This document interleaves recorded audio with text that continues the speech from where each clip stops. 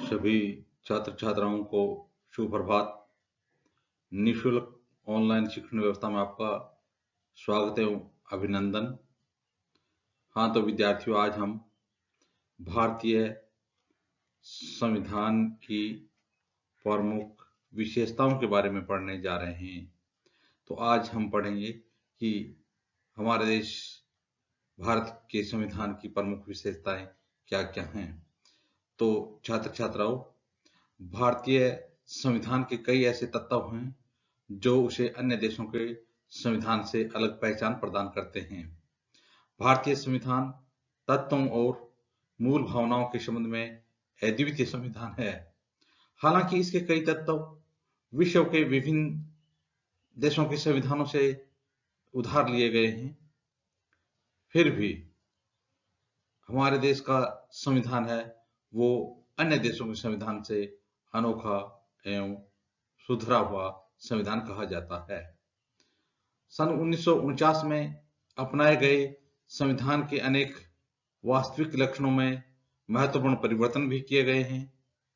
संविधान में कई बड़े परिवर्तन करने वाले 42वें संविधान संशोधन अधिनियम 1976 को मिनी कॉन्स्टिट्यूशन कहा जाता है। तो देखेंगे सबसे पहले कि संविधान में कई बड़े परिवर्तन करने वाले एक संविधान संशोधन अधिनियम है 42वां संविधान संशोधन अधिनियम।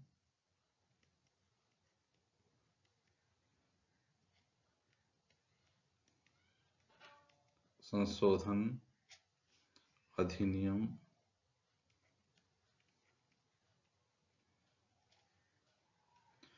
1976 को मिनी कॉन्स्टिट्यूशन कहा जाता है, यानी इसको मिनी कॉन्स्टिट्यूशन भी कहा जाता है। हालांकि केशवानंद भारती मामला आया था 1973 में। 1973 में कौन सा मामला आया था? केशवानंद भारती मामला आया था। उसमें सर्वोच्च न्यायालय ने व्यवस्था दी थी कि अनुच्छेद 368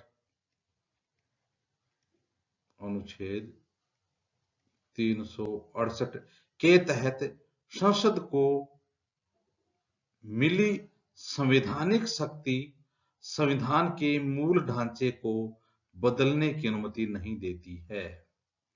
अनुच्छेद 368 के तहत संसद को जो शक्ति मिली हुई है संविधान में संशोधन करने की, तो उसमें बताया गया कि संविधान के मूल ढांचे को बदलने की अनुमति नहीं देती है, यानी संसद संविधान के मूल ढांचे को परिवर्तित नहीं कर सकती है।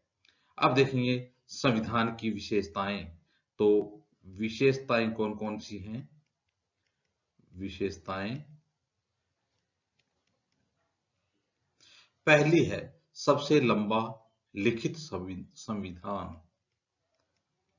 सबसे लंबा व लिखित संविधान।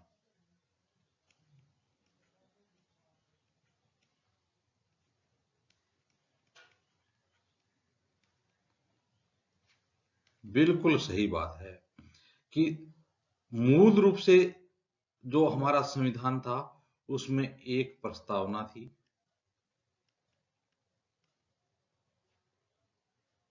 और 395 अनुच्छेद थे। इसके साथ 22 भाग थे और 8 अनुसूचियां थी।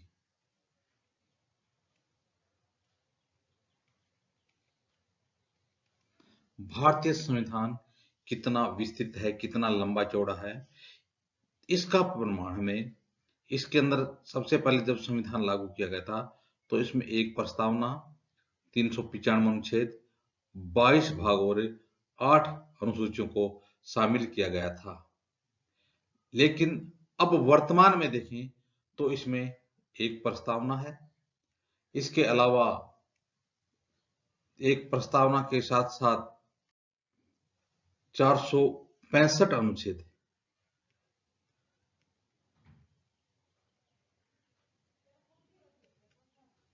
कितने अनुच्छेद है? 465 अनुच्छेद, 25 भाग और 12 अनुसूचियां हैं। इससे भारतीय संविधान के विस्तृत होने का अंदाजा लगाया जा सकता है। अब तक हुए विभिन्न संशोधनों में करीब 20 अनुच्छेद, कितने अनुच्छेद है? 20 अनुच्छेद, एक भाग सातवां भाग, 20 अनुच्छेद सातवां भाग हटा दिया गया है। तो 20 अनुच्छेद हटा दिए लगभग, और सातवां भाग भी हटा दिया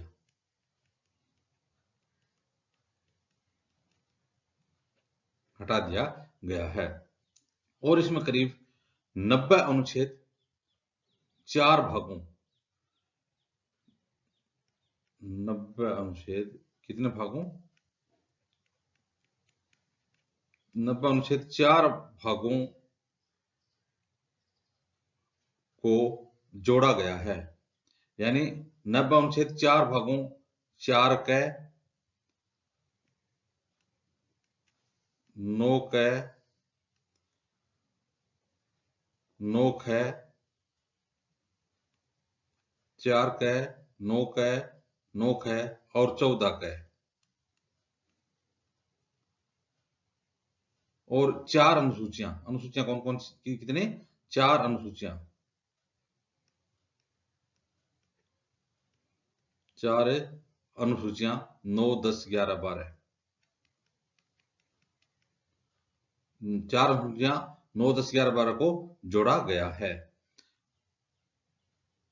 विश्व के किसी अन्य संविधान में इतने अनुच्छेद और अनुसूचियां नहीं है। तो अब यदि हम संसार के किसी भी संविधान का अवलोकन करें तो हम देखेंगे कि संविधान, किसी भी विश्व के संविधान में इतने अनुच्छेद और अनुसूचियां नहीं हैं। तो इस प्रकार से संविधान लागू होने के बाद लगभग 90 अनुच्छेदों में कितने भाग जोड़ दिए? 4। कौन कौन से? 4 क 9 क 9 ख और 14 क। इसी प्रकार से कितनी अनुसूचियां और जोड़ दी गई? 4। अनुसूची 9वीं, 10वीं, 11वीं और 12वीं।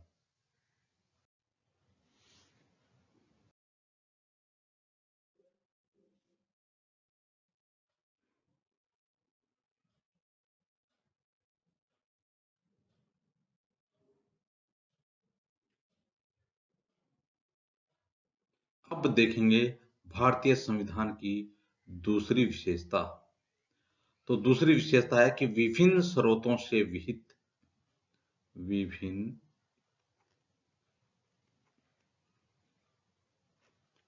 स्रोतों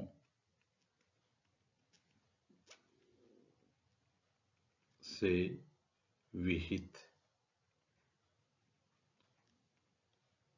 यानी भारतीय संविधान है वो अनेक स्रोतों से युक्त है।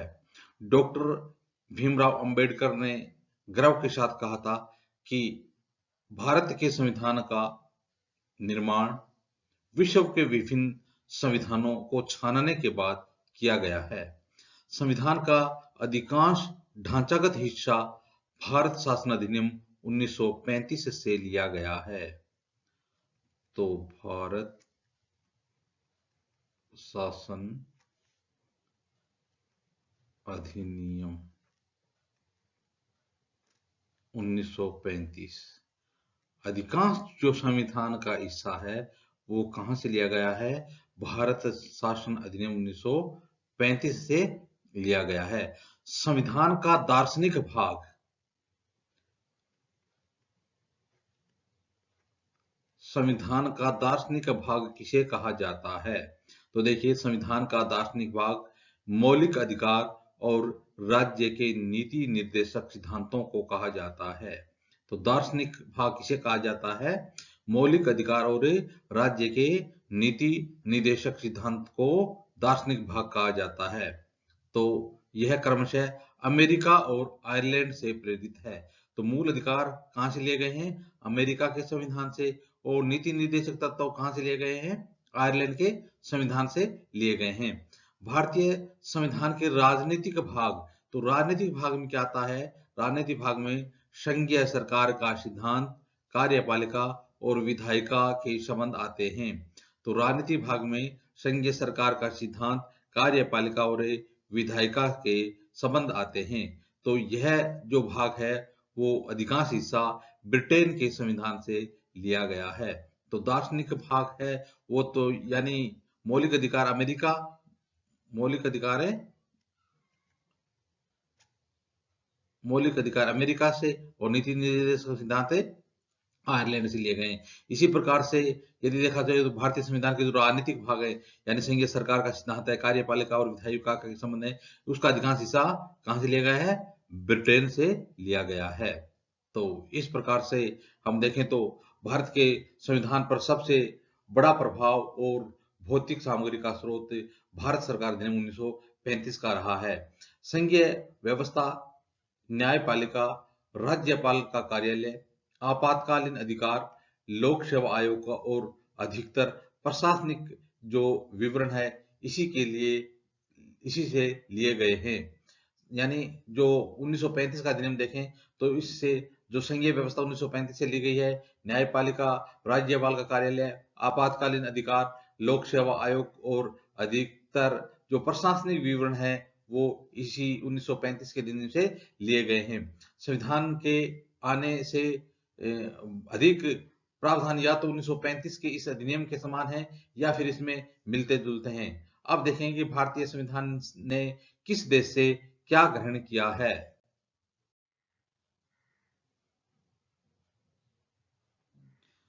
सबसे पहले देखते हैं कि भारतीय संविधान ने संयुक्त राज्य अमेरिका से क्या लिया है।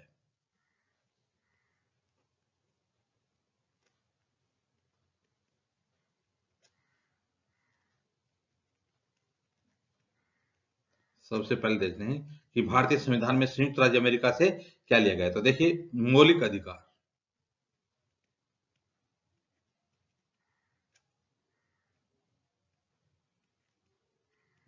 महत्वपूर्ण प्रश्न है और कई बार प्रश्न यह पूछा भी गया है कि मौलिक अधिकार है वो किस देश के संविधान से लिए गए हैं। तो मौलिक अधिकार जो न्यायिक पुनरावलोकन की जो शक्ति है, इसके अलावा संविधान की सर्वोच्चता, मौलिक अधिकार, न्यायिक पुनरावलोकन, संविधान की सर्वोच्चता, तो मौलिक अधिकार, न्यायिक पुनरावलोकन,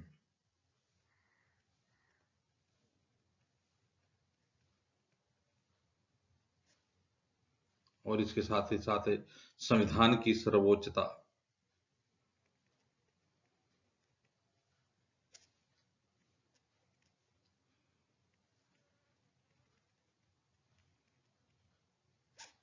संविधान की सर्वोच्चता, इसके अलावा न्यायपालिका की स्वतंत्रता, जो हमारे देश की न्यायपालिका है वो कार्यपालिका व विधायिका से स्वतंत्र है।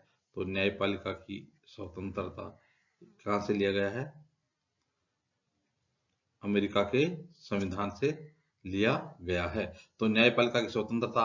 अच्छा, निर्वाचित राष्ट्रपति एवं उन पर महाभियोग, यानी निर्वाचित राष्ट्रपति है, राष्ट्रपति का निर्वाचन है और उस पर जो महाभियोग की प्रक्रिया है वो भी कहां से लिया गया है? अमेरिका के संविधान से लिया गया है। उच्चतम न्यायालय एवं उच्च न्यायालयों के न्यायाधीशों को हटाने की विधि, यानी उच्चतम न्यायालय और उच्च न्यायालय के न्यायाधीशों को किस प्रकार से हटाया जा सकता है। एवं वित्तीय आपात, जो वित्तीय आपात की व्यवस्था है वो भी कहाँ से ली गई है? अमेरिका से। और न्यायपालिका की स्वतंत्रता वो भी अमेरिका के संविधान से ली गई है। तो इस प्रकार से हमारे संविधान में अब अमेरिका के संविधान से ये बातें अपनाई गई हैं। अब दूसरी बात है, यानी हमने ब्रिटेन के संविधान से क्या ग्रहण किया है। ब्रिटेन ब्रिटेन के संविधान से क्या लिया है? तो ब्रिटेन से संस्थात्मक शासन प्रणाली, हमारे देश में जो संस्थात्मक शासन प्रणाली है, यह संस्थात्मक शासन प्रणाली किस देश से ग्रहण की गई है? ब्रिटेन से ग्रहण की गई है। इसके अलावा एकल नागरिकता, तो हमारे देश में एकल नागरिकता है, एकल नागरिकता प्रदान की गई है, यानी वो उनके लिए राज्य और केंद्र की अलग अलग नागरिकता नहीं है। इसके अलावा विधि निर्माण की प्रक्रिया, यानी कानून बनाने की जो प्रक्रिया है वो भी कहाँ से ली गई है, ब्रिटेन के संविधान से ली गई है। विधि निर्माण की प्रक्रिया, विधि निर्माण की प्रक्रिया भी किससे ली गई है, ब्रिटेन के संविधान से ली गई है। विधि का शासन है वो भी ब्रिटेन से। मंत्रिमंडल प्रणाली, जो हमारे देश में जो मंत्रिमंडल प्रणाली है वो देखते हैं, वो भी मंत्रिमंडल प्रणाली है वो भी कहाँ से ली गई है, ब्रिटेन के संविधान से ली गई है। इसके अलावा परमाधिकार लेख, संसदीय जो विशेषाधिकार है, और जो द्विसदनवाद सदनवाद लिया गया है, द्विसदनवाद,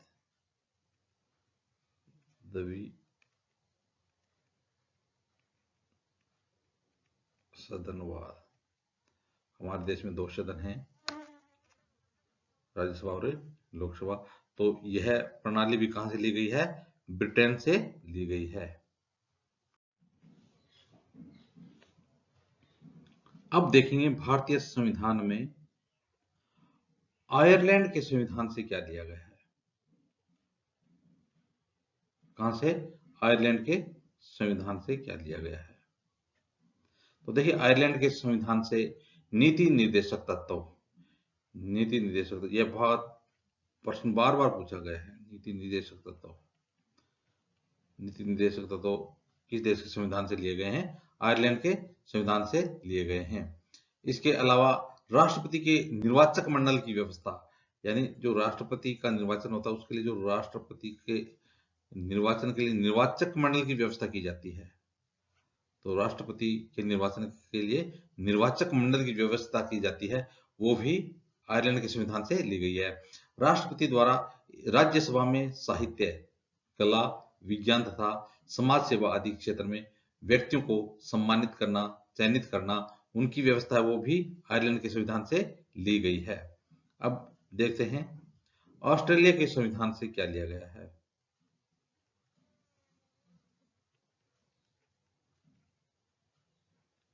ऑस्ट्रेलिया के संविधान से क्या लिया गया है, तो ऑस्ट्रेलिया के संविधान से प्रस्तावना की जो भाषा है, हमने पढ़ा था कि भारतीय संविधान में एक प्रस्तावना है, तो इस प्रकार से जो प्रस्तावना की भाषा है, तो प्रस्तावना की भाषा कहां से ली गई है, ऑस्ट्रेलिया के संविधान से ली गई है। तो प्रस्तावना की भाषा ऑस्ट्रेलिया के संविधान से ली गई है। समवर्ती सूची का प्रावधान, कौन सी सूची, समवर्ती सूची। केंद्र और राज्यों के बीच संबंध, केंद्र और राज्यों के बीच संबंध है।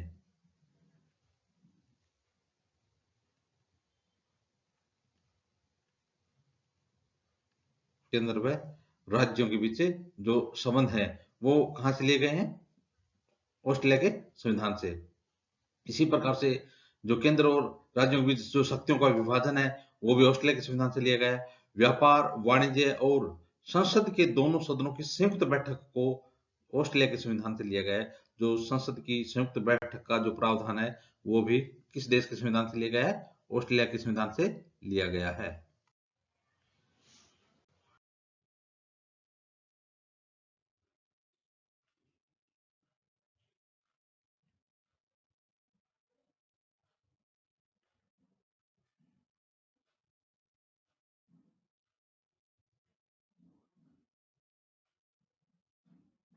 अब देखते हैं जर्मनी के संविधान से क्या लिया गया है। जर्मनी के संविधान से क्या लिया गया है, तो देखिए जर्मनी से आपातकाल के दौरान राष्ट्रपति के मौलिक अधिकार संबंधी जो शक्तियां होती हैं, आपातकाल के समय आपातकाल राष्ट्रपति के जो मौलिक अधिकार संबंधी शक्तियां हैं, राष्ट्रपति के पास जो मौलिक अधिकारों से संबंधित जो शक्तियां हैं या समय जो मूल अधिकारों को प्रावर्तन है वो सब जर्मनी के संविधान से लिया गया है। तो इस प्रकार से जर्मनी के संविधान से क्या लिया गया है, यानी राष्ट्रपति के मौलिक अधिकार संबंधी जो शक्तियां हैं, आपातकाल के समय जो मूल अधिकारों का परिवर्तन है वो जर्मनी के संविधान से लिया गया है। अब देखते हैं कनाडा के संविधान से क्या लिया गया है। तो देखिए, कनाडा के संविधान से सशक्त केंद्र, मजबूत केंद्र, तो सशक्त केंद्र के साथ संघीय व्यवस्था, संघीय व्यवस्था, सशक्त केंद्र और संघीय व्यवस्था, मजबूत केंद्र और केंद्रीय व्यवस्था मजबूत हो, सशक्त हो इसकी व्यवस्था, और इसके साथ अवशिष्ट शक्तियों का केंद्र में निहित होना, जो संघ सूची, राज्य सूची और समवर्ती सूची के बाद जो शक्तियां अवशिष्ट रह जाती हैं, उन शक्तियों का केंद्र में निहित होना, और केंद्र द्वारा राज्य के राज्यपालों की जो नियुक्तियां हैं और उच्चतम न्यायालय का परामर्शी न्याय निर्णय है, यह कनाडा के संविधान से लिया गया है। अब देखेंगे सोवियत संघ के संविधान से क्या लिया गया है। सोवियत संघ के संविधान से क्या लिया गया है। मूल कर्तव्य,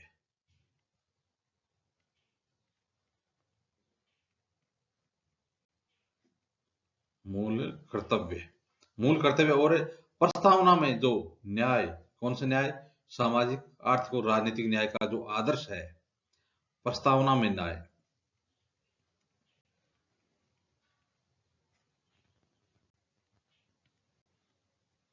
प्रस्तावना में न्याय का आदर्श, न्याय कौन सा, सामाजिक, आर्थिक और राजनीतिक न्याय का जो आदर्श है, वो कहां से लिया गया है, सोवियत संघ के संविधान से लिया गया है।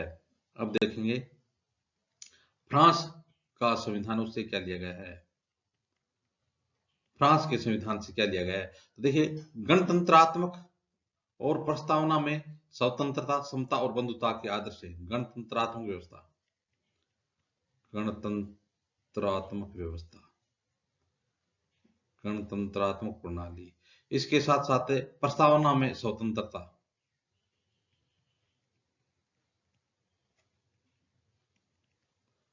प्रस्तावना में स्वतंत्रता, इसके अलावा समता और बंधुता, स्वतंत्रता, समता और जो बंधुता की भावना है, वो कहां से लिया गया है, फ्रांस के संविधान से लिया गया है। अब देखते हैं दक्षिण अफ्रीका के संविधानों से क्या लिया गया है।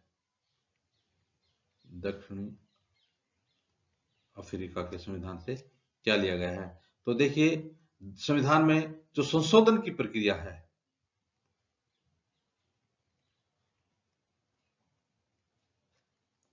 संविधान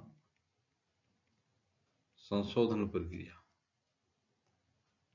संविधान में जो संशोधन की प्रक्रिया है, उसको कहां से लिया गया है, दक्षिणी अफ्रीका से लिया गया है। और इसके साथ साथ राज्यसभा के सदस्यों का जो निर्वाचन है, राज्यसभा सदस्यों का निर्वाचन, राज्यसभा सदस्यों का निर्वाचन, संविधान में संशोधन प्रणाली और राज्यसभा सदस्यों का निर्वाचन की जो प्रक्रिया है, वो कहां से ली गई है, वो ली गई है दक्षिणी अफ्रीका के संविधान से। अब देखते हैं जापान के संविधान से क्या लिया गया है। जापान के संविधान से, तो देखिए, विधि द्वारा स्थापित प्रक्रिया होगी। भारत देश में विधि द्वारा स्थापित प्रक्रिया होगी, तो विधि का शासन, तो विधि द्वारा स्थापित प्रक्रिया वो किससे ली गई है, जापान के संविधान से ली गई है। इसके साथ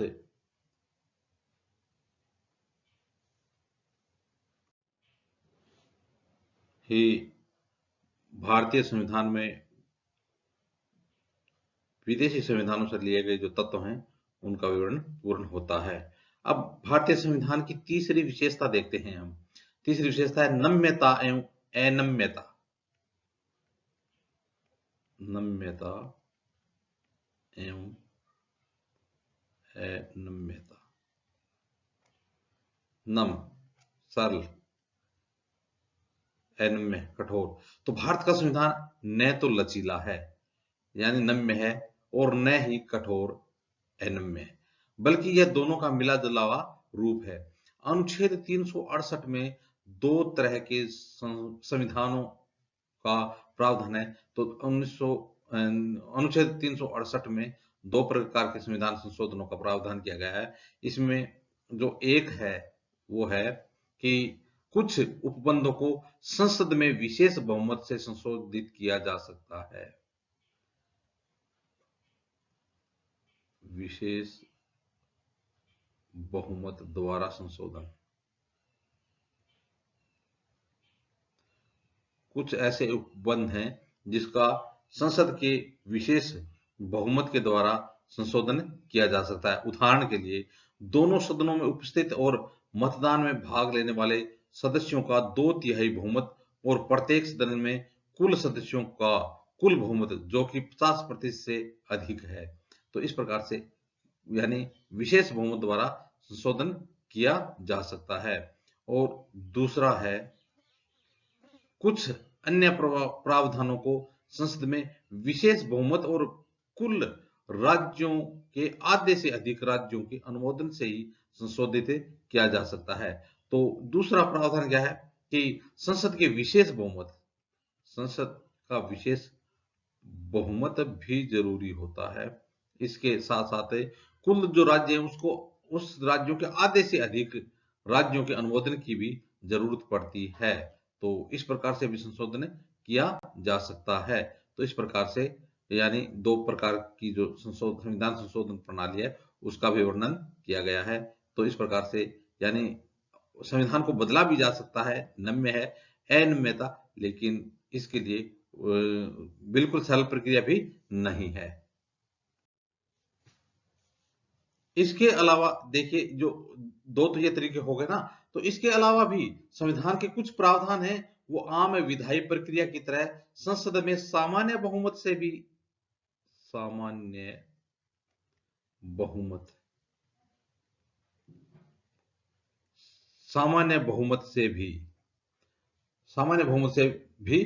संशोधित किए जा सकते हैं। तो उल्लेखनीय है कि ये संशोधन अधिनियम अनुच्छेद 368 के अंतर्गत नहीं आते हैं। यानी सामान्य संशोधन है वो 368 अनुच्छेद इसके अंतर्गत नहीं आता है। चौथी विशेषता, तो चौथी विशेषता है कि एकात्मकता की ओर झुकाव।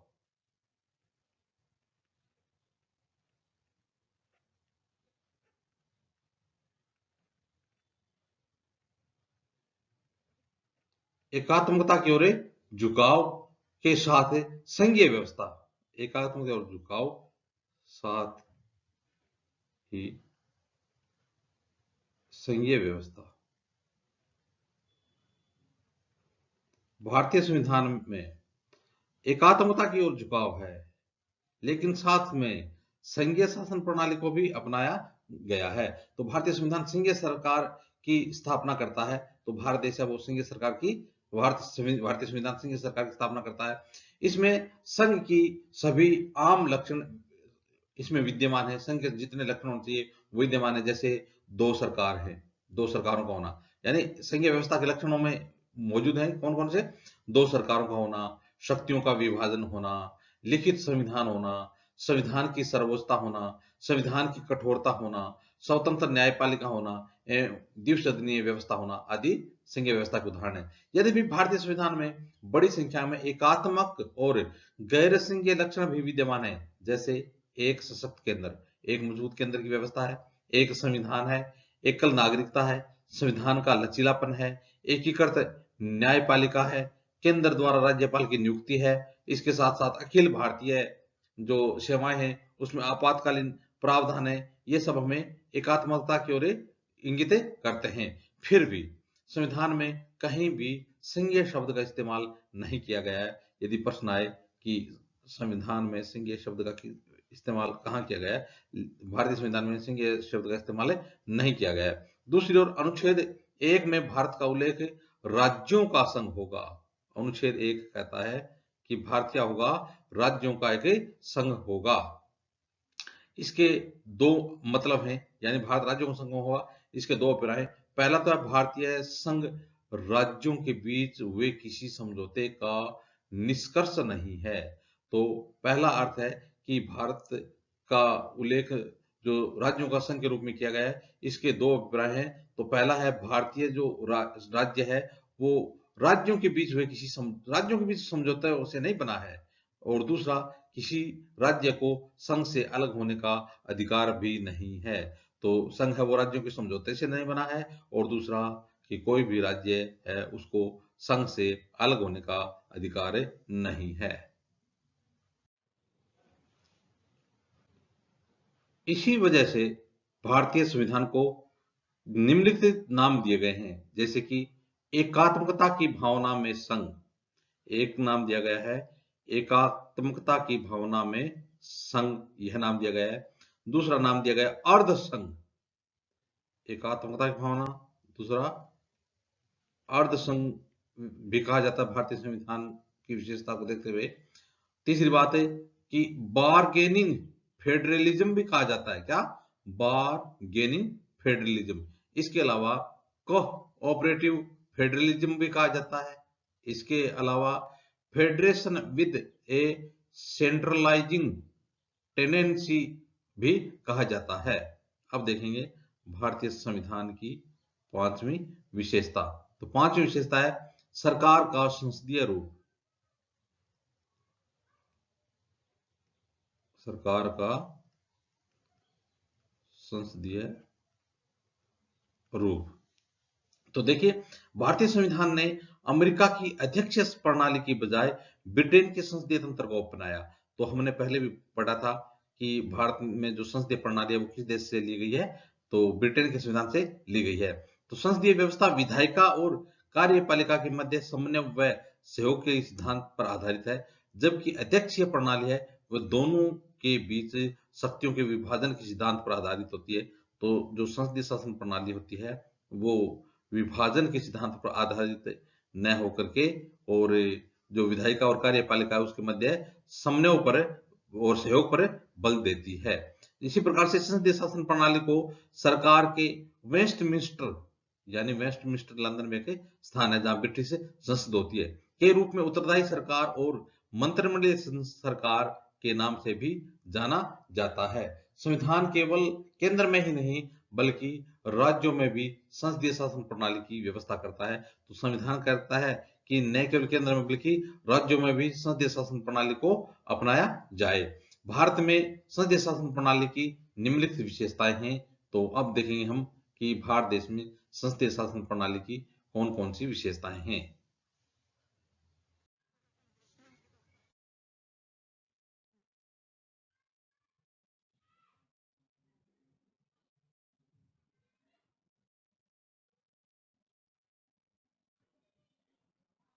तो भारत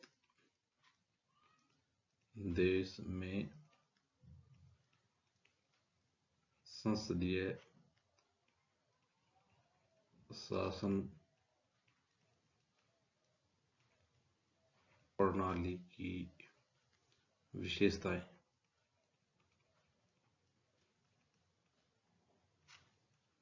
संसदीय शासन प्रणाली की विशेषताएं, पहली विशेषता कि वास्तविक व नाम मात्र के कार्यपालकों की उपस्थिति, यानी वास्तविक व नाम मात्र दोनों प्रकार के कार्यपालकों की उपस्थिति इसमें दर्शाई गई है। तो वास्तविक कार्यपालिका और नाम मात्र की कार्यपालिका। दूसरी बात, तो पहले तो कार्यपालिका के बारे में विशेषता बताई गई है, वास्तविक और नाम मात्र। दूसरी, बहुमत वाले दल की सत्ता होगी, यानी बहुमत को महत्व दिया गया है संसदीय शासन प्रणाली में, बहुमत को महत्व देते हुए जिसमें जिस दल का बहुमत होगा उसी की सत्ता होगी। तीसरी विशेषता है कि विधायिका के समक्ष कार्यपालिका की संयुक्त जवाबदेही होगी। तो विधायिका के समक्ष जवाबदेही किसकी होगी? कार्यपालिका की। इसके साथ साथ है चौथी, विधायिका और कार्यपालिका की जवाबदेही की बात होती है। चौथी विशेषता कि विधायिका में मंत्रियों की सदस्यता, तो विधायिका में जो मंत्रियों की सदस्यता है वो कहां से ली जाएगी? विधायिका से ही मंत्रियों की सदस्यता ली जाएगी, विधायिका से ही मंत्रियों की सदस्यता ली जाएगी। पांचवी विशेषता कि प्रधानमंत्री या मुख्यमंत्री का नेतृत्व होगा। तो संघ में किसका नेतृत्व होगा? प्रधानमंत्री का, और राज्यों में मुख्यमंत्री का। तो प्रधानमंत्री और मुख्यमंत्री का नेतृत्व, प्रधानमंत्री और मुख्यमंत्री का नेतृत्व होगा। छठी विशेषता क्या है कि निचले सदन का विघटन, यानी लोकसभा अथवा राज्यसभा, कह रहा है कि निचले सदन का विघटन किसी भी संसदीय व्यवस्था में, चाहे वह भारत की हो अथवा ब्रिटेन की, प्रधानमंत्री की भूमिका अध्यक्ष अत्यंत ही महत्वपूर्ण हो गई है। जैसा कि राजनीति में के जानकार इसे प्रधानमंत्री सरकार का नाम भी देते हैं। तो जो निचले सदन का विघटन है, जो लोकसभा है उसका विघटन है, तो इस प्रकार से इस प्रणाली को प्रधानमंत्री सरकार के नाम से भी जाना जाता है। तो संसदीय अब छठी विशेषता देखते हैं। अब भारत देश की संसदीय शासन प्रणाली की विशेषताएं पूरी हो गई। अब देख रहे हैं कि भारतीय संविधान की छठी विशेषता कौन सी है। संसदीय प्रभुता एवं न्यायिक सर्वोच्चता में समन्वय। तो संसदीय संप्रभुता, संसद की सर्वोच्चता एवं न्यायिक सर्वोच्चता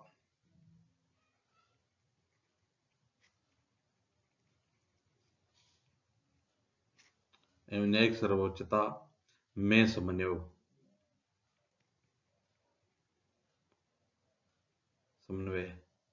देखिए, संसदीय संप्रभुता, हमारे देश में संसद है वो संप्रभु है, लेकिन इसके साथ साथ न्यायिक सर्वोच्चता है वो भी बनी हुई है। तो इन दोनों में समन्वय बना हुआ है। तो जिस प्रकार भारतीय संसदीय प्रणाली है ब्रिटिश प्रणाली से भिन्न है, ठीक उसी प्रकार भारत में सर्वोच्च न्यायालय की न्यायिक समीक्षा शक्ति अमेरिकी जो सर्वोच्च न्यायालय से कम है। ऐसा इसलिए है क्योंकि हमारे देश में जो अमेरिका के संविधान में विधि की नियत प्रक्रिया का प्रावधान है, जबकि भारतीय संविधान में विधि द्वारा स्थापित प्रक्रिया होगी। अनुच्छेद 21 का प्रावधान है। तो अनुच्छेद 21 क्या कहता है कि अनुच्छेद 21 यही कहता है कि विधि द्वारा स्थापित प्रक्रिया को अपनाया जाएगा।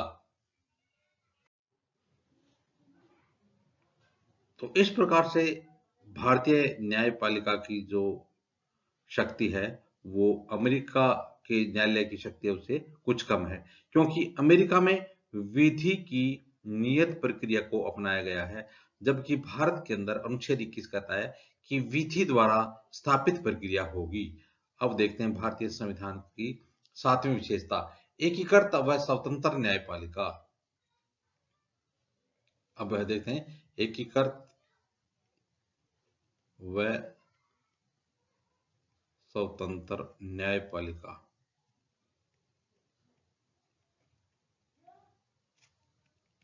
तो देखिए, सर्वोच्च न्यायालय वो एक संघीय अदालत है। तो सबसे बड़ी भारत देश की अदालत कौन सी है? सर्वोच्च न्यायालय। यह शीर्ष न्यायालय है, सबसे ऊपर का न्यायालय है, जो नागरिकों के मौलिक अधिकारों की रक्षा की गारंटी देता है। तो नागरिकों के मौलिक अधिकारों की गारंटी कौन सा न्यायालय देता है? सर्वोच्च न्यायालय। शीर्ष पर स्थित न्यायालय कौन सा है? सर्वोच्च न्यायालय है। और संविधान का संरक्षक भी है। तो संविधान का संरक्षक किसे कहा जाता है? सर्वोच्च न्यायालय को संविधान का संरक्षक कहा जाता है। इसलिए संविधान में इसकी स्वतंत्रता के लिए भी प्रावधान किए गए। तो संविधान में सर्वोच्च न्यायालय की स्वतंत्रता बनाए रखा गया है। जैसे न्यायाधीशों के कार्यकाल की सुरक्षा, तो यानी इसकी जो न्यायाधीश हैं, जो सर्वोच्च न्यायालय में जो न्यायाधीश हैं, उनकी जो सुरक्षा है उसकी व्यवस्था को बनाया रखा गया है। तो न्यायाधीशों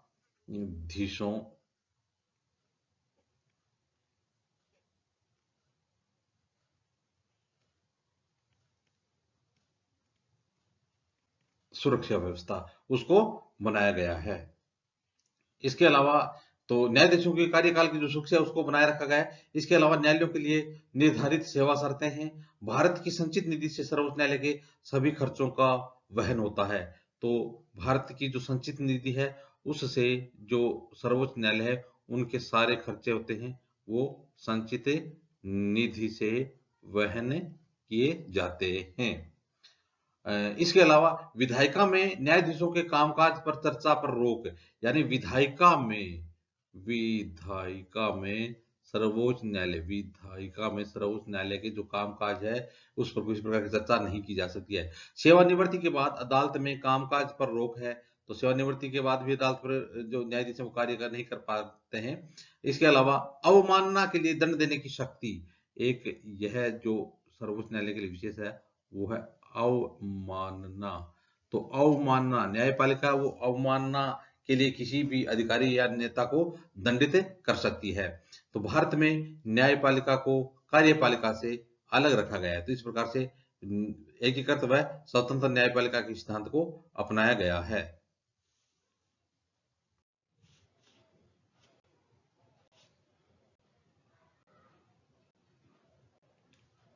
8वीं विशेषता, मौलिक अधिकार।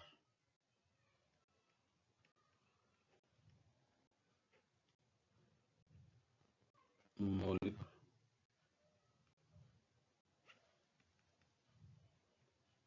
देखिए, मूलतः संविधान में 7 मूल अधिकारों की व्यवस्था की गई थी। मूलतः जब हमारे देश में संविधान लागू किया गया था उस समय मूलतः कितने मूल अधिकार कितने थे? 7 मूल अधिकार थे। 7 मूल अधिकार थे, अधिकार थे, लेकिन संपत्ति के अधिकार को अनुच्छेद 31 को, यानी जो संपत्ति का अधिकार है, कौन सा? संपत्ति का अधिकार, अनुच्छेद 31, इसको क्या किया गया कि 44वें संविधान संशोधन कब हटाया गया? 44वें संविधान संशोधन। प्रश्न कई बार पूछा गया है कि जो संपत्ति का जो मूल अधिकार है वो कौन से संविधान संशोधन के तहत हटाया गया था? 44वें संविधान संशोधन अधिनियम 1978 के तहत, 1978 के तहत हटा दिया गया था। अब यह एक कानूनी अधिकार रह गया है। कौन सा? संपत्ति का अधिकार। तो अब मूलतः कितने अधिकार आ गए हैं? 6 मूल अधिकार आ गए। तो मूल अधिकार 6 कौन कौन से देखते हैं? अब देखते हैं मूल अधिकार 6 कौन कौन से हैं। वैसे तो मूल अधिकारों के बारे में हम आगे भी पढ़ेंगे, लेकिन आज इसमें देखते हैं कि पहला है समानता का अधिकार।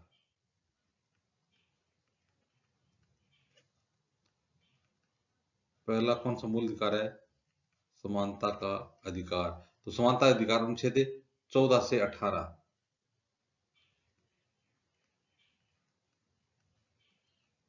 अनुच्छेद 14 से 18 में कौन सा अधिकार है? समानता का अधिकार है। दूसरा मूल अधिकार कौन सा है? स्वतंत्रता का अधिकार है।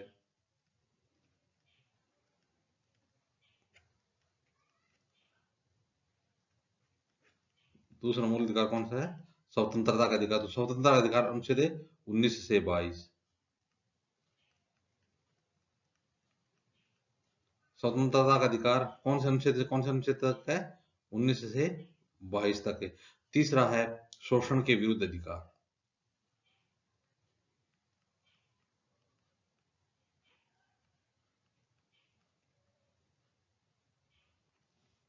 शोषण के विरुद्ध अधिकार कौन से अनुच्छेद से कौन से अनुच्छेद तक है? 23 से 24, अनुच्छेद 23 से 24 तक। चौथा मूल अधिकार कौन सा है? धार्मिक स्वतंत्रता का अधिकार।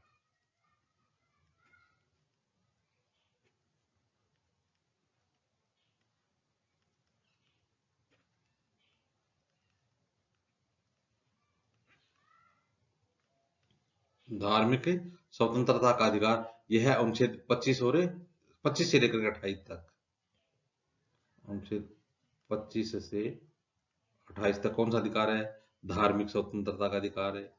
पांचवा मूल अधिकार कौन सा है? सांस्कृतिक व शिक्षा का अधिकार।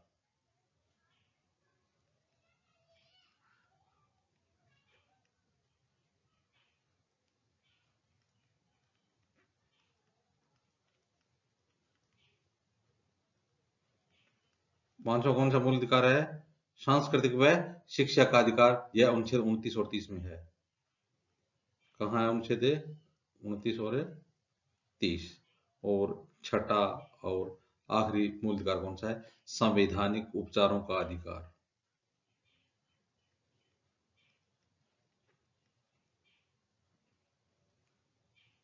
संवैधानिक उपचारों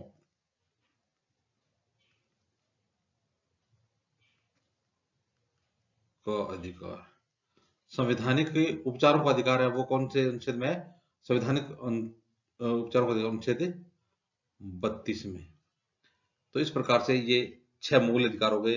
पहला हो गया समानता का अधिकार जो अनुच्छेद 14 से 18 में है। दूसरा स्वतंत्रता का अधिकार अनुच्छेद 19 से 22 में है। तीसरा है शोषण के विरुद्ध अधिकार जो 23 से 24 में है। चौथा है धार्मिक स्वतंत्रता का अधिकार जो अनुच्छेद 25 से 28 में है। पांचवा है सांस्कृतिक व शिक्षा का अधिकार, यह अनुच्छेद 29 और 30 में है। और छठा है संवैधानिक उपचारों का अधिकार, अनुच्छेद 32 में है। और इससे पहले हमने अनुच्छेद 31 की पहले चर्चा की थी, वो था संपत्ति का अधिकार। तो इस प्रकार से भारतीय संविधान में 6 मूल अधिकारों का उल्लेख किया गया है। हाँ, तो अब देखिए जो मूल अधिकार हैं, तो ये मूल अधिकार अपरिवर्तनीय नहीं है, यानी मौलिक अधिकार कुछ सीमाओं के दायरे में आते हैं, लेकिन ये अपरिवर्तनीय भी नहीं है।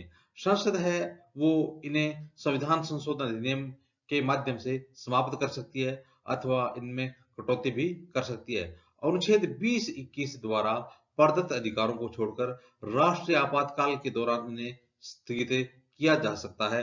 तो अनुच्छेद जो 20 और 21 में बताए गए हैं दो अधिकार, उनको छोड़ करके और जो अन्य अधिकार है उनको आपातकाल के दौरान स्थगित किया जा सकता है।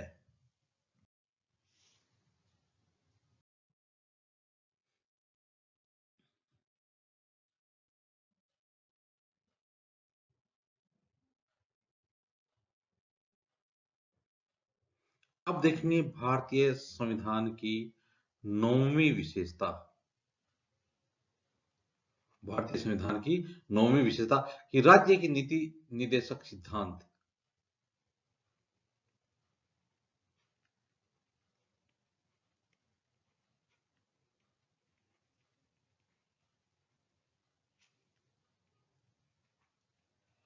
राज्य के नीति निर्देशक सिद्धांत। तो देखिए डॉक्टर बी आर अम्बेडकर के अनुसार राज्य के नीति निर्देशक सिद्धांत भारतीय संविधान की अनूठी विशेषता है। तो नीति निर्देशक सिद्धांत को डॉक्टर भीमराव अम्बेडकर ने अनूठी विशेषता बताया था। इनका उल्लेख संविधान के चौथे भाग में किया गया है। तो राज्य के नीति निर्देशक जो सिद्धांत है वो संविधान के कौन से भाग में है? भाग संख्या 4 में इनका वर्णन किया गया है। इन्हें मोटे तौर पर 3 वर्गों में विभाजित किया जा सकता है। तो 3 वर्ग कौन कौन से हुए? सामाजिक, गांधीवाद तथा उदार बौद्धिक। तो जो नीति निर्देशक सिद्धांत है उनको 3 भागों में बांटा जा सकता है। एक तो हो गया सामाजिक, दूसरा गांधीवादी सिद्धांत और तीसरा हो गया उदार बौद्धिक।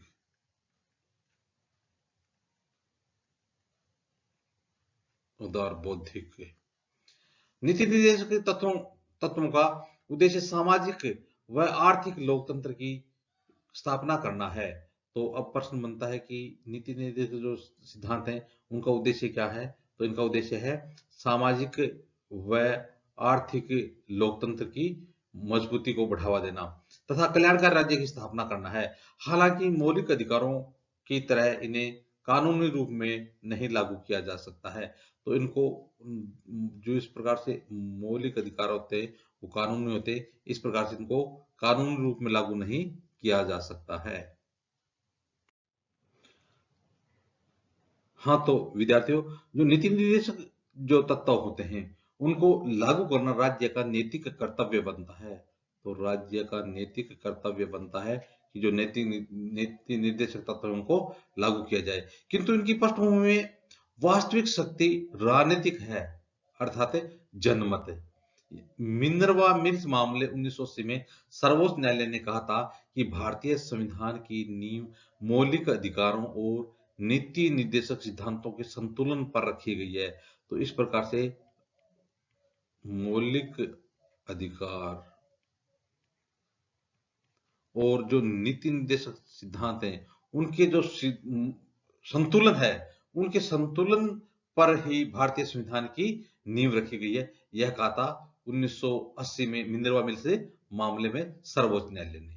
अब देखेंगे 10वीं विशेषता। तो देखिए, मौलिक कर्तव्य। मौलिक कर्तव्य, भारतीय संविधान में मौलिक कर्तव्य कौन कौन से हैं?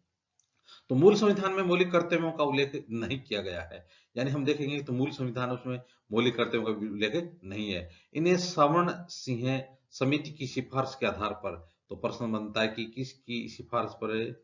सवर्ण सिंह समिति की सिफारिश पर। किसी सिफारिश पर? सवर्ण सिंह समिति की सिफारिश पर 1976 के 42वें संविधान संशोधन के माध्यम से आंतरिक आपातकाल 1975 सतंत्र के दौरान शामिल किया गया था। तो 1976 में कब, किस समिति के आधार पर है? सवर्ण सिंह समिति के आधार पर। कब है? 1976 में। कौन से संविधान संशोधन में? 42वें संविधान संशोधन के तहत। यानी जब 1975 में आज जो आपातकाल लगा था ना, तो उस समय जो संविधान संशोधन हुआ था, तो उसमें 1975 से 77 के दौरान शामिल किया गया था। 2002 के 86वें संविधान संशोधन ने एक और मौलिक कर्तव्य को जोड़ा है। तो अब 2002 में भी एक मौलिक कर्तव्य और जोड़ दिया गया है। तो संविधान के भाग 4A में एक मौलिक कर्तव्य का जिक्र किया गया है, जिसमें केवल एक अनुच्छेद यानी 51 क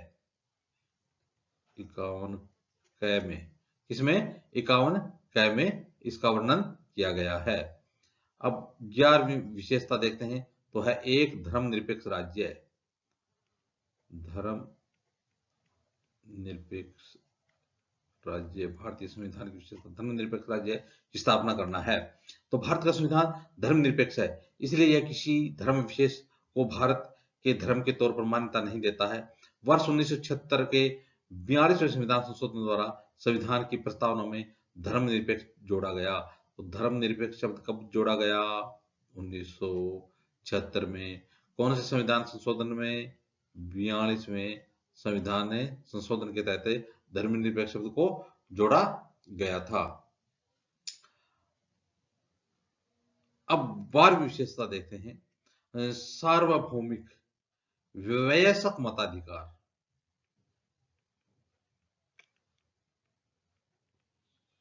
सार्वभौमिक वयस्क मताधिकार।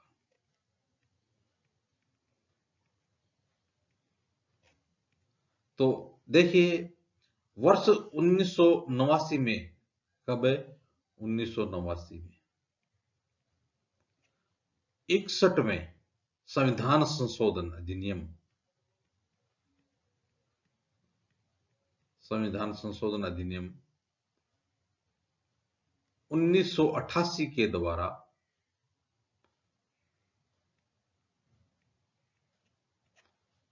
मतदान करने की उम्र को 21 वर्ष से घटाकर 18 वर्ष कर दिया गया।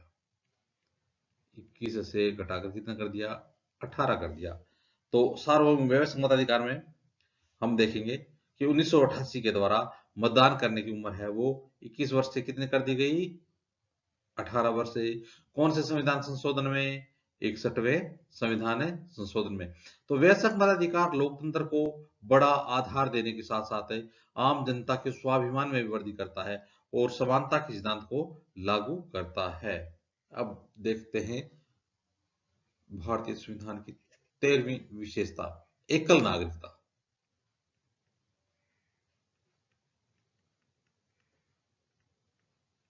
एकल नागरिकता। तो देखिए, यद्यपि भारतीय संविधान फेडरल है और दो लक्षणों एकल व संघीय का प्रतिनिधित्व करता है, यानी इसमें एकल और संघीय दोनों तत्व पाए जाते हैं, मगर केवल एकल नागरिकता का प्रावधान है। अर्थात भारतीय संविधान हमारे देश के संविधान में एकल नागरिकता को महत्व प्रदान किया गया है। संविधान में राज्य की नागरिकता का कोई प्रावधान नहीं है। तो कई देशों में देखते हैं कि जो संघ है उसकी अलग नागरिकता होती है और राज्य की अलग नागरिकता होती है, लेकिन भारतीय संविधान में एकल नागरिकता का प्रावधान किया गया है। राज्य के लिए कोई अलग से नागरिकता का प्रावधान नहीं किया गया है। 14वीं विशेषता स्वतंत्र निकाय। स्वतंत्र निकाय तो भारतीय संविधान केवल विधायिका, कार्यपालिका व सरकार तथा न्यायिक अंग ही उपलब्ध नहीं कराता है, बल्कि यह कुछ स्वतंत्र निकायों की भी स्थापना करता है। इन्हें संविधान ने भारत के लोकतंत्र तंत्र के महत्वपूर्ण स्तंभों के रूप में परिकल्पित किया है। ये स्वतंत्र निकाय हैं। अब देखिए, कार्यपालिका, व्यवस्थापिका, न्यायपालिका के अलावा भी स्वतंत्र निकायों की भी व्यवस्था की गई है, जिस प्रकार से निर्वाचन आयोग सरकारी खर्चे की वैधानिकता की जांच व जनता के पैसे के संरक्षक के रूप में नियंत्रक एवं महालेखाकार, संघ लोक सेवा आयोग आदि। तो इस प्रकार से इसमें कुछ स्वतंत्र निकायों की भी व्यवस्था की गई है।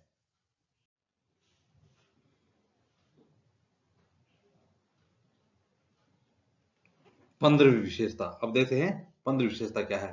तो देखिए, आपातकालीन प्रावधान।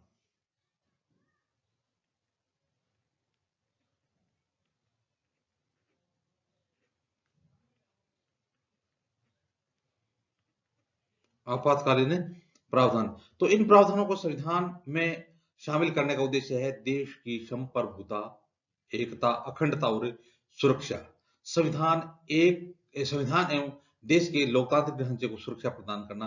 तो संविधान है, देश है, उसके जो लोकतांत्रिक ढांचा है उसको सुरक्षा प्रदान करने के लिए आपातकालीन प्रावधानों की व्यवस्था भी की गई है।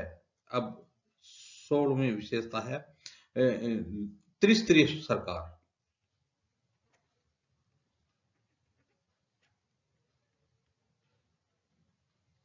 त्रिस्तरीय सरकार तो देखिए, मूल रूप से अन्य संघीय संविधानों की तरह भारतीय संविधान में दो स्तरीय राज्य व्यवस्था है, जैसे केंद्र व राज्य। तो केंद्र की अलग सरकार है और इसके अलावा राज्यों की अपनी अलग सरकार है। तो इस प्रकार से केंद्र व राज्यों की सरकार है। इसके अलावा भी संगठन के संबंध में प्रावधान था। केंद्र व राज्यों की शक्तियां अंतर्विष्ट थी। बाद में वर्ष 1992 में 73वें व 74वें संविधान संशोधन 73वें और 74वें संविधान संशोधन के तहत तीन स्तरीय स्थानीय सरकार का प्रावधान किया गया है, जो विश्व के और किसी संविधान में नहीं है। हमारे देश में पंचायतों व नगरपालिकाओं को संवैधानिक मान्यता प्राप्त है। तो इस प्रकार से पंचायती राज और नगरीय स्वशासन, पंचायती राज व स्थानीय नगरीय प्रशासन, तो जो नगर पालिका है, पंचायती राज व्यवस्था है और नगरीय व्यवस्था है, उनको भी संवैधानिक मान्यता प्राप्त है। इस प्रकार से त्रिस्तरीय सरकार हमारे संविधान में व्यवस्था की गई है।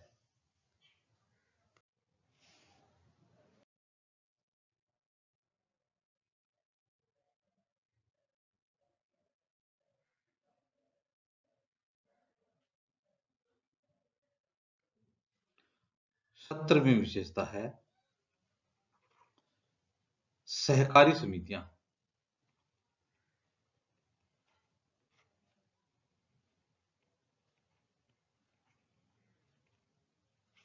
सहकारी समितियां तो देखिए, 97वें में संविधान संशोधन अधिनियम 2011,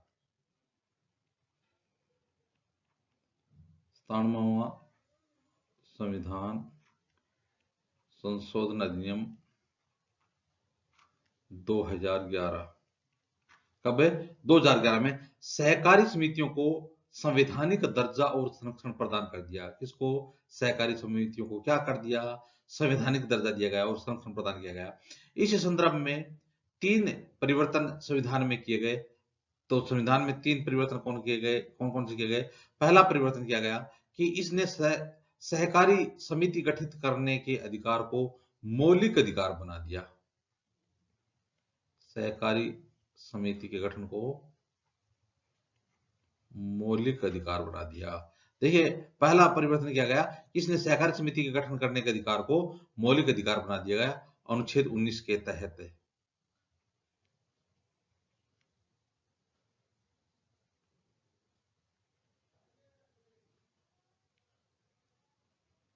अनुच्छेद 19 के तहत दूसरा परिवर्तन किया कि इसने एक नया राज्य का नीति निर्देशक तत्व जोड़ा सहकारी समितियों को प्रोत्साहन देने के लिए। तो प्रोत्साहन देने के लिए एक नीति निर्देशक तत्व भी जोड़ा।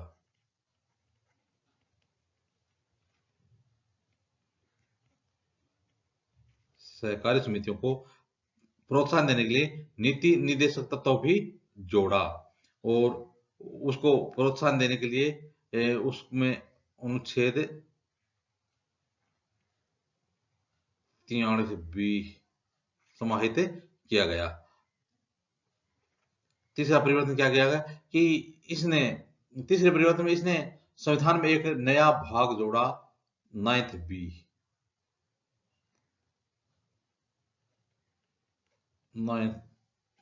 9B एक नया भाग जोड़ा सहकारी समितियां शीर्षक से। कौन से शीर्षक क्या रखा गया? सहकारी समितियां।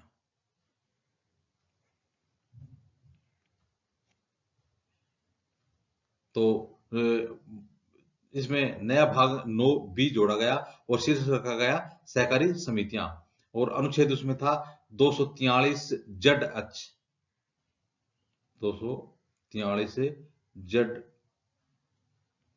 एच से लेकर के 243 जड टी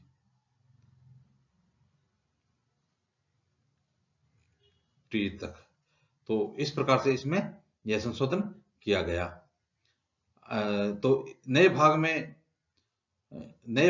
9 में के अंतर्गत अनेक नए ऐसे प्रावधानों के द्वारा सुनिश्चित किया गया है कि देश भर में सहकारी समितियां लोकतांत्रिक, व्यावसायिक, स्वायत्त ढंग से तथा आर्थिक मजबूती के साथ कार्य करें। यानी जो सहकारी समितियां हैं वो क्या करेंगी कि लोकतांत्रिक ढंग से, व्यावसायिक तौर पर स्वायत्त ढंग से और आर्थिक मजबूती के साथ कार्य करेंगी। यह संसद को अंतर राज्य सहकारी समितियों तथा राज्य विधायिकाओं को अन्य सहकारी समितियों के लिए उपयुक्त कानून बनाने की शक्ति प्रदान करता है। तो इस प्रकार से यह सहकारी समितियों को के लिए अनेक प्रकार की शक्ति प्रदान करने की भी इसमें व्यवस्था की गई है।